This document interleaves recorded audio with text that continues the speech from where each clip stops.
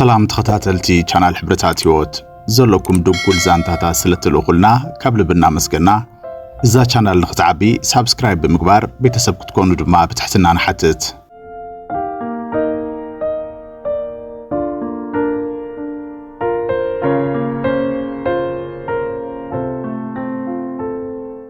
حدا ودات بچكانه هيوت دق انستيو زبلاش ولو كمون بشللتنينت نقبروم تكبرات هيوت كال اسب زبلاشو لعدد سفيحيو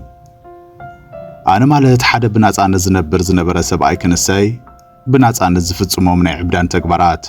حدا معلت واغا كم زخفلو نزرسع حسبه موسى بحال كسابته حنت نغو تليفون تدويلا مرددي تحغواس كساب حجي زي فلخو ملخت زنغرلا معلتي هيوتي بتحغواسن بزي زخونه حلافنتن ينبراز نوركو سبي ود 32 عامت دلدل منسه اب اديس ابا خانبر قدم زخلو غاطيمن زلو كنت انت تلالويني حد خلو زملالو كم دليتو زنبر منسه مرعخم قصري نايب علي سرح كسرح يوعل مس مسيغن امستن هويتان حبا انا نعرختين مستساتخو شغارات كخكو مسكل حدوركو زعينوت يوتي زلنا صبحت بحال امر ابناتنا محدر مزغبته يكونتن صبحنا استحدقنا مساكين من سياتنا من كم زحدقنا كوانت زي فلطكو غندما امونغنا سل صباح زحسب سلح المزئم متسبيلن ابتم صبعا مدبن حلمن البو زخونه هيوتنا انت ننبر دما غدات بصحنا ويون كبصحنا يلنا حسيبنا ينفلطن ابي هوت بقوم ነገር ንሪዋል ሓደ ነገር የለን አነ በወገነይ ምሳዋልድ ዕቱብ ዝምድና ወይ ድማ ዘላቕ ዝምድና ሓሊዩና ይፈልጥን ምክንያቱ ከዓ ተወፋይነትን ሓላፍነትን ክስከም ዝኽእል እንግድዓ ኣለኒ ለስለዚ ሓስብ እዩ ተወፋይነት ብዙሕ ሕቶታት እዩ ዝሓትት ኣነ ድማ ዝምልሶ መልሲ የብለይን እቲ ልሙድ ሆይታ ዝበዝሖ ዕምርና እናጸምበልና حدا معلتي مسحان تقوال تلالخو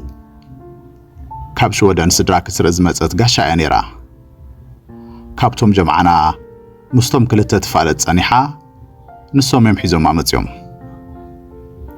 ابشو ودن والا بزوح عمتها تكامت تقرنيا اقناي رسعتون زنبرت ترايقن زتفالي رأسة امان نت نيروا زتفالي نات نتون زون نت يانيرا بناي حباري عروخ زمصت ولا انت نبرت كلهم جمعه بمنقدهم كبلعوا يتصناوتو كم زنبرو دي حيرا نغراتنيا امنا مسانا مستاين مزنقعن كاب مبزح زتلعله كاب مستهم كتريوم زمصت ازمادا مسانا تحلفو غزي بزح نيرو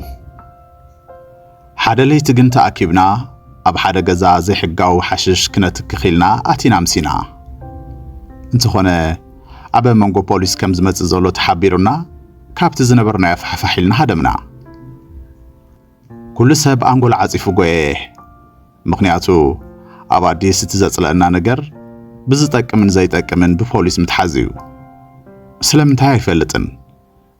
اتا غاشا غالغنا مسا هدي مانيرا منالبات ናይ ፍርሐ አምላኽ ናባይ አምሪጽ ዋይኸውን ወይ ካት ዕጫዝ በሃል አምር ብዛዕባ ተድሒሩ ዝፍጠር ነገር አይግድሶን ይኸውን ካብ ደኻም ሳምቡና ምሰዝሕልና አበይ ምስመን ከም ዘለና ክነደል ጀመርና አነ ምስተጋሻ ኣለኹ እቶም ሰረፍ ይዕሩኽ ሰግን በበይ ከም ዝኸዱ አይፈለጥናን ምሸት እንትንወጽእ ቴሌፎን ሒዝና ስለ ዘይንወጽእ ተደዋዊልና ክንራኸብ አይንኽእል ነርና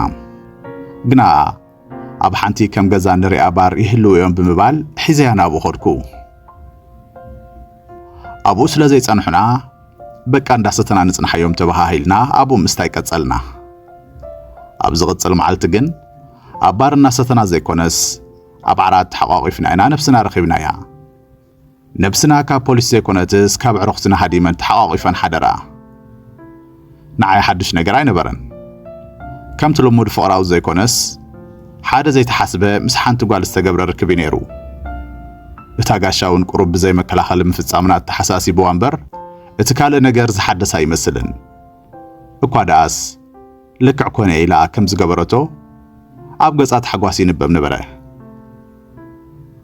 እንተኾነ ግን ነቶም ካልኦት ይዕርኽትና ብዛዕባ እዚ ጉዳይ ክነግሮም ከም ዘይብለያ ጠንቀቐትኒ ኣነ እውን ናይ ምንጋር ትልም እኳ ተዘይነበረኒ ንምንታይ ከምኡ ከም ዝበለት ግን ኣይትረዳእንን ድሕሪኡ ታጋሻ ክስካብ ግዜ ዕረፍታ ወዲኣ ትምለስ ተደጋጋሚ ካብ ዕሩኽትና ተፈዲና ተራኸብና ድሕሪኡ ንሳ ናብ ሽወደን ተመሊሳ ኣነ ድማ ህይወተይ ናብ ቀደማ ተመለሰት ናብቲ ዘይተቋረፀ ሆይሆይታን ዕንደራን ተመሊሰ ናብራይ ቀጸልኩ ድሕሪ ግዜ ዘግረመለይ ነገር እንተሎ እቶም ይዕሩኽተይ ነታ ዝኸደት ጋሻ በዓልቲ ሓዳርና ኣደሓደ ቆልዓን ከላ ንምንታይ ኣቓል ኪዳን ኢዳ ተውፅኦ ዝነበረት ገለ እንዳበሉ ክሓሚዋ ምስምዐ እዩ ሽዑ ንምንታይ ነቲ ንገብሮ ዝነበርና ከይትነግሮም ከም ዝበለትኒ ተረዳእኒ ሓደ ንጉሆ ግን ከባቢ ድሕሪ 5 ወርሒ ኣቢሉ ይኸውን ሓንቲ ብፕላስ 46 ቁፅሪ እትጅምር ቴሌፎን ተደወለትኒ እቲ ቴሌፎን ካብ ሽወደን ምዃኑ ዋላ እኳ እንተተረዳእኒ ከልዕሎ ይደለኹን ነጽባሕይቱ ግን በቲ ቴሌፎን ንሱ ኣብ ዋትስኣፕ ነዊሕ ናይ ድምፂ መልእኽቲ ጸንሓኒ እቲ ነዊሕ መልእኽቲ ድማ ነዚ ቀንዲ ናይ ሎም ዛንታይ ሓዚሉ ነበረ 5 ወርሒ ዝሓለፈ ጥንሲ ካባይ ከም ዘለዋ ኣቕልለ ቢላ ዝነገረትሉ መልእኽቲ እዩ ነይሩ እቲ ካባኻ ጠኒሰ ዝብል መልእኽቲ ምስ ሰማዕኹ ቀዳማይ ግብረ መልሰይ ፍርሐ ይነበረን ትላገጽ ከም ዘላ ሓሲበ ናይ ዘይምእማን ስምዒት እዩ ነይሩ ዝተሰማዕኒ ክርትም ኢለውን ስሒቐ እዚ ጉዳይ መስሓቕ ስለ ዝነበረ ዘይኮነስ የእምሮይ ነታ ናይ ሓቂ ማዕጾ ክኸፍታ ስለ ዘይደለየ እዩ ብስሓቕ ክጉልብቦ ፈቲኑ ናይ ብሓቂ ምዃና ከኣምን ምስ ጀመርኩ ግን ናተይ ክኸውን ከም ዘይክእል ርግጸኛ ኮይነ ነገርክዋ ምኽንያቱ ብዘይካታ ናይ ፈለማ መዓልቲ ድሕሪኡ ዝነበረ ርክብና ብጥንቃቐ እዩ ነይሩ እታ ናይ ፈለማ መዓልቲ እውን እንተኾነ ድሕሪኡ ትኽግበር ዝግባአና ነገር ጌርና ኢና ስለዚ ናተይ ክኾነሉ ዝኽእል ምንም ዕድል የለን ክብል ክምጉት ፈተንኩ ሰብኣይ ከም ዘለዋ ሓዳር ከም ዘለዋ ዋላ እውን ውላድ ከም ዘለዋ ከም ዝፈለጥኩ ኸኣ ወሲኻ ሓበርክዋ እንተኾነ ዋላ ሓዳር ይሃልዋ እምበር እቲ ጥንሲ ናተይ ምዃኑ ብጣዕሚ ርግጸኛ ከም ዝኾነ ተሓበረትኒ ስነ መጎት ከድሕነነ ይከኣለን ኣብቲ ግዜቲ ምስ በዓል ቤታ ዝኾነ ርክብ ከም ዘይፈጸመት ርግጸኛ ምዃና ደጋጊማ ሓቢራትኒ እያ እቲ ዘፍርሐኒ ዝነበረ ኸኣ ኣብ ድምፃ ህድኣት እምበር ዝኾነ ፍርሒ ይኹን ዘይምርግጋእ ኣይነበረን ከም ንቡር እዚ ናታ ህድኣትን በቲ ነገር ዘይምርባሻን ሓስያ እያ ዝብል መደምደምታ ምሃበኒ ነይሩ እንተኾነ ብምስልን ወረቐትን ሓቅነት እቲ ጥንሲ ኣረጋጊጻትለያ ብዛዕባ ምንጻል ጥንሲ ኸይንዛረብ ኮነ ኢላ ብዝመስል መልክዑ ምስ ረፈዳ እያ ነጊራትኒ ስለዚ ተኣንኮ ጸሎተይ እቲ ጥንሲ ናተይ ዘይኮነስ ናይ ሰብኣያ ክኸውን እዩ ነይሩ ኣነ ኣብ መንጎ ዘይፈልጦ ሓዳር ምእታወይ ዘይፍታሕ መሸንቆቆ ኮይኑኒ ዝሕመሶ ዘለኹ ከይኣክል ካልእ ተወሳኺ መርድእ ኸኣ ስዕበትለይ ንሳ ከም እተፍቅረንን ሓዳራ ገዲፋ ምሳይ ክትከውን ሓሳብ ከም ዘለዋን ወሲኻ ነገረትኒ ክትነግረኒ ኸላ ዝኾነ ክንበብ ዝኽእል ስምዒት የብላን ኣብ ድምፀታ ናይ ክሓደ ኣፍ ናይ ክሓደ ነብሲ ናይ ክሓደ ልቦና ዘለዋ ኣይትመስልን ናይ ሰብኣያን ወዳን እምነት ትኽሕድ ከም ዘላ ብዋላ ሓደ መለክዕ ኣይትፍለጥን ንዓይ ግን እዚ ጉዳይ ዝገደደ መሰንበድ እዩ ነይሩ ምኽንያቱ ጥንሲ ሓደ ጸገም እዩ ፍቕሪ ግን ኣነ ዘይቅበሎ ካልእ ናይ ህይወት መጻወድያ እዩ ንዓይ ኣብ ሆይሆይታ ዝበዝሖ ባር ኮፍ ኢለ ነቲ ንሳ ዝበለቶ ቃላት ብኣልኮልን ትክሽጋራን ዝመከለይ እናመሰለኒ ክርስዖ ፈቲነ ግን መመሊሰ እንተሓሰብክዎ ህይወተይ ናብ ፈጺመ ዘይመረጽኮ ነገር እናፈረሰት ክትዝምብል ኣብ እምሮይ ተሰሚዑኒ ፈጺመ ዘይሓሰብክዎ ጓል ጐኒፋትኒ ሕጂ ኸኣ ከመይ ገይረ ከም ዝምልሶም እኳ ዘይፈልጦም ሕቶታት እናሓተተ ዝዓቢ ቆልዓ ይመጽእ ኣሎ ተባሂለ ብሰንከይ ሰላማዊት ዝነበረት ስድራ ካልእ ኸማይ ብዝኾነ ወዲ ኸኣ ክትፈርስ ተቓሪባ ኣላ እዚ ኩሉ ካብ እምሮይ ብኣልኮል ኣይኮነን ብናይ ገሃነም ሓዊ መኺኹ ክጠፍእ ዝኽእል ኣይኮነን ህይወተይ ናብ ሓደ ሓሊመዮ ዘይፈልጥ ጎደና ገጻ ትግመ ከም ዘላ ክስማዓኒ ጀመረ ስለዚ ለይቲ ለይቲ ናብ ባር ምኻድ ኣቋረጽኩ ንዕሩኽተይ ምኽንያታት እናፈጠርኩ በይነይ ክኸውን ጀመርኩ መስተ ቋሪፀ ብቁም ነገር እንታይ ክገብር ከም ዘለኒ ክሓስብ ጀመርኩ ዝኾነ ክፋል ናይ ኣካላተይ ከዓ ጥርጣረ ክሕድር ጀመረ እዛ ሰብ ኣብ ሓዳር ሓጉስ ዘይነበረት እሞ كابون مهدامي لان عي كمستطقمت لي كحسب جمركو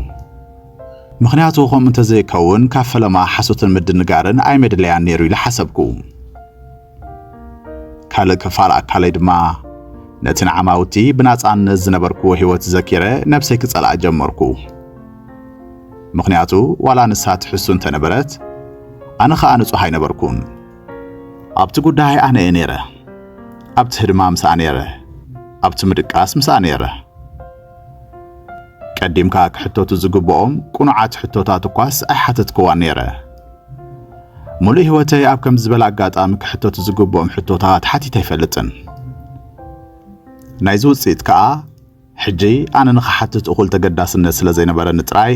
ሓደ ብዛዕባ ዝምን ማፍልጦ ዘይብሉ ኣካል ናብዚ ዓለም ክመጽእ እዩ ሕጂ ኣብ ጎደናታት አዲስ ከም መንፈስ በይነ ይጓዓዝ ኣለኹ ኩሉ ሓደ ዓይነት ዘሎ ይመስል እቲ ጎደናታት ካፌታት እተን ታክሲታት ኮታስ ኩሉ ከም ቀደም ዘሎ ይመስል ንዓይ ግን ተቐይሩን ከይኣክል ክሪኦ ከለኹ ጸሊአ የለኹ ዕሩኽተይ ከም ቀደሞም እንትስሕቁ ኣነ ገነት ናይ ቀደም ሙሴ ኮንኩን ዘለኹ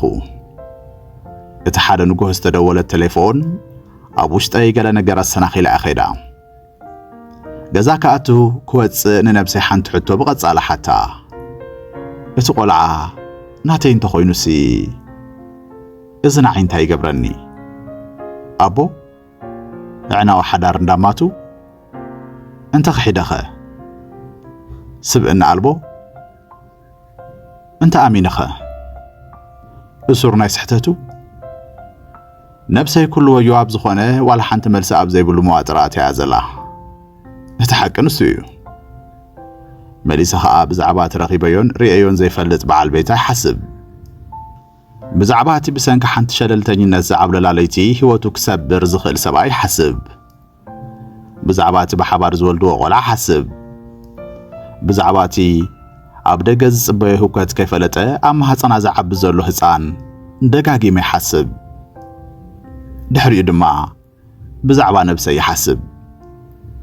بزعبا زقود دايما دباوتي أنا حاسب له نايف لتنه هيوتنا قات أمنكن بزعبا مدباتك أي قد سننيو بزعبا تزفتر عشلون انتخونه زي قد ساجة كاناتين حجي اتتخكلني سمعيتي يفلطوني انت يخبر كم زلنا يفلطني بصح ነገር አይፈልጥን ዘለኹ ስለዚ ኣነ ማለት ኣብ ህይወት ጠፊኣ ዘላ ምስክነይ ትሩሕ ዝወነንኩ ኣካላተይ ግን ናይ ሰብኣይ ሙሉ ቀላጽም እዩ እቲ ዕሻል ምስተወለደ ንኹሉ ሓዳሮም ኣብ ሓደጋእቲ ናይ ዲኤንኤ ምርመራ የክሓትት ገና ከመይ ገረ ከፍቅሮ ከም ዘለኒ ናይ ዘይፈለጥኮ ቆልዓ ሓላፍነት ደቅቅበል نزي كل ነገር كم زي تفترك حدادي مستخبدت نزل عالم كنبر زلني ولا حنت يفلطكن زلخو حجز فلط حق انتلو حلافነት ዝጎደሎ ናጽነት ማለት ዝሓሽ ዕዳጋ ትረኽበሉ ግን ከዓሽነት ትሽምተሉ መድረኽ ምዃኑ እዩ ነዚ ዛንታይ ዝሰምዕ ሰብ እንተሎ ምናልባት ክፈርደን ይኽእል ኸውን ምናልባት ክርዳእኒ ይፍትን ይኸውን ምናልባት እውን ክጸልአኒ ይኸውን እዚ ኩሉ ንዓይ ለውጥ የብሉን ዛንታይ ዘካፍል ዘለኹ በይነይ ክምልሶ ዘይከኣል ሕቶታት ስለዝገጠመንን ምናልባት ኣብ ተመሳሳሊ መንገዲ ዘሎ ሰብ ነዚ ሰሚዑ ከላግስ እንተኸኣለ ኢለምበር ናይ ህይወተይ መፍትሕ ዝህበኒ ሰብ ከም ዘየለ ይፈልጥ ግን ሕቶ ክሓተኩም ሓንቲ ሸለልተኝነት ዘጉደልኩም ላህሞት ሙሉእ ህይወትኩም ዝስዕበኩም ውፅኢት ተሰኪማ እንተ ትመጽእ እንታይ መገበርኩም መልስኹም ዝኾነ ይኹን ብዘይገድስ ግን ከይትርስዕዎ ኢኹም ምኽንያቱ ህይወት ንኻልእ ግዜ እዚ ሕቶ እዚ ዘይክትሓተኩም ትኽእል እያ ሰላም